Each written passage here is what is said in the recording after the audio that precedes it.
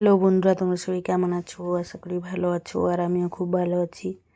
তো আজকে রান্না করেছিলাম ইলিশ মাছের ঝাল। তো প্রথমে আমি মাছটা ভালো করে কেটে ধুয়ে নিয়েছি পরিষ্কার করে, তারপর লবণ আর হলুদ আর একটু সর্ষের তেল দিয়ে ভালো করে মিক্স করে কিছুক্ষণ রেখে দিয়েছিলাম, যাতে ভালো করে লবণটা ঢুকে যায় তার জন্য।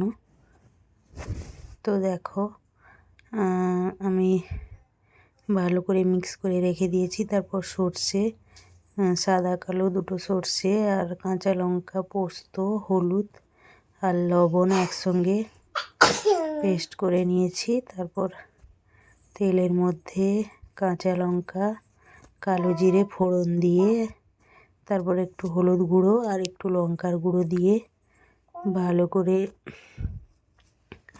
একটু নাড়াচাড়া করে জল দিয়ে দিয়েছি। দিয়ে তারপর ফুট চলে এলে আমি মাছগুলো দিয়ে দেব। কাঁচা রান্না করব, ভেজে রান্না করলেও কিন্তু ভালো হয়, কিন্তু কাঁচা রান্না করলেও ভালো হয়। তো আমি কাঁচাই রান্না করব। তো কাঁচা দিয়ে দিলাম, দিয়ে ঢাকনা দিয়ে আমি কিছুক্ষণ ফুটিয়ে নেব, মাছটা যাতে ভালো করে সেদ্ধ হয়ে যায়। তো দেখো, মাছটা দিয়ে দিয়েছি আমি সব। তারপর দেখো ফুট চলে এসছে, তো আমি ঢাকনা দিয়ে রেখে দিলাম। আর এখানে পেস্ট হয়ে গেছে, জল দিয়ে একটু গুলে নিচ্ছি, দিয়ে তারপর খাঁকাগুলো ফেলে দেব। তো আমি দেখো দিয়ে দিলাম আর খাঁকাগুলো ফেলে দিয়েছি। আর তো এখন আরও কিছুক্ষণ ফুটতে দেব।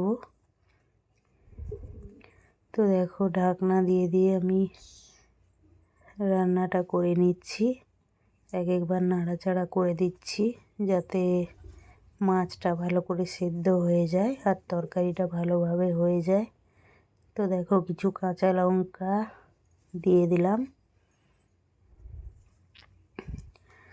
আর দেখো, এখানে আমার রেডি হয়ে গেছে রান্নাটা।